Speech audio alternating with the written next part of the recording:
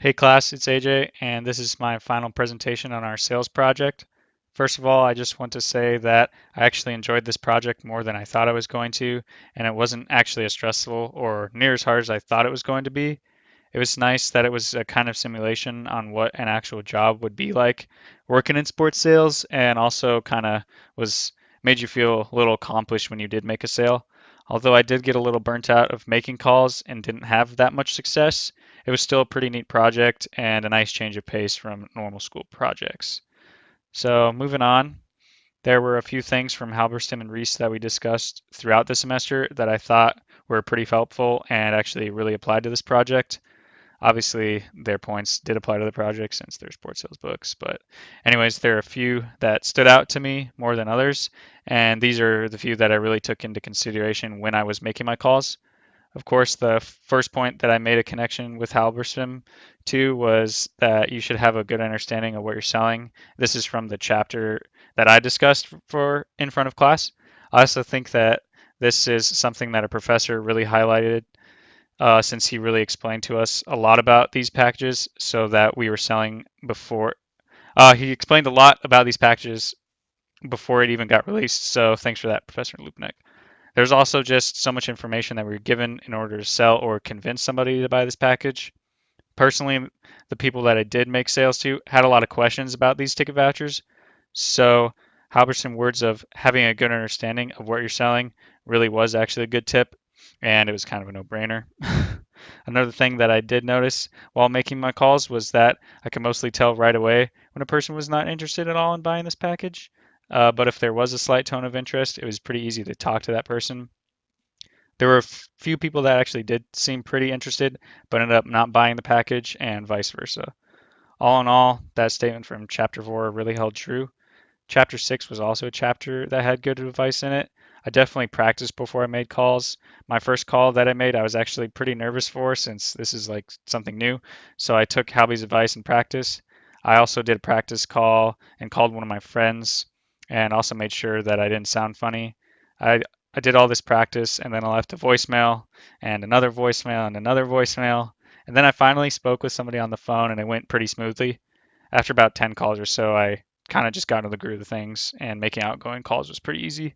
Then I had to practice before I made any return calls in case people were interested. So, yeah, practicing before you call was definitely a good piece of advice from Halberstam.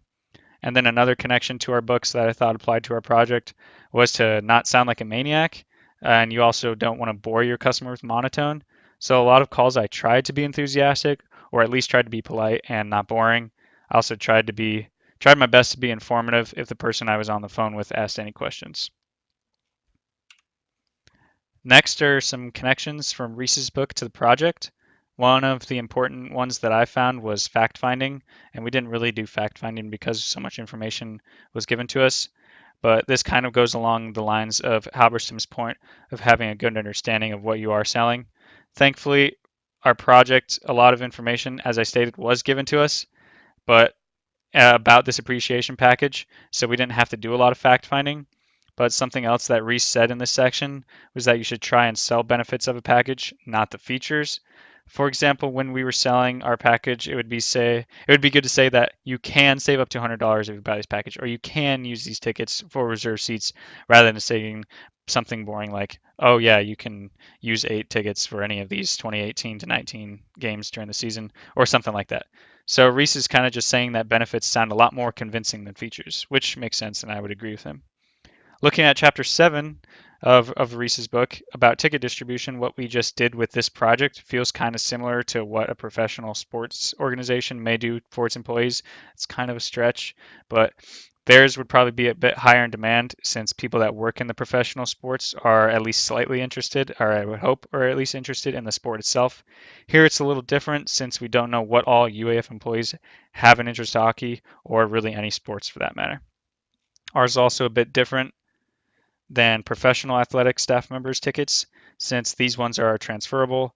Well, professional and college athletics have some parallels, but they're pretty different.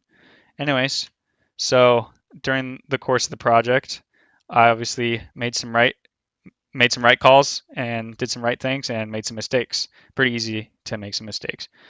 During the calls, I took notes on who I left voicemails for. I also took notes on who tried to contact me back, who I sent emails to, who actually seemed interested or who wasn't actually that interested. I had anticipated making most calls around the same time, around lunch hours, like 11 a.m. through 1 p.m. And I hoped that most people would pick up around then, since they would be free or not busy in class or whatever. So one of the days that I spent calling during that time frame, it seemed to be great since I only had left like less than 15 voicemails. And a lot of customers were interested, or at least were able to pick up the phone, so that was nice. But then other days it didn't work. I tried to make all my calls around the same time, but it seemed like people were picking up their phones, and whether or not they were picking up their phones was just a huge hit or miss. It was just a coin flip. So I had and I tried to stay organized. I had a setup where my computer monitor was just split with windows. One half was the Excel sheet call log, and the other half was information on the package, as well as information on who it was that I was calling. I wanted to be as polite as possible on the phone since all of my calls were made in the middle of the day. Addressing the customers properly was like a big concern of mine. The last thing I wanted to do was like piss somebody off or upset somebody in the middle of their workday. So there were also a few things that I felt like I did wrong. Like I felt like I've left way too many voicemails. I think I left almost 70 voicemails and I hardly heard back from any of them. So either my voicemail was just bad or a lot of people just weren't really sold on buying this package. So I also hardly heard back from any emails. I also felt like sometimes that it wasn't even convincing enough because people showed interest in the package but then decided they didn't want it. I did get a little burnt out. If I could go back and do it again, I would spread my calls out more. Other than that, I think it went decently well, but I did make very few sales. To wrap things up, I made a total of 3 sales, so only $300.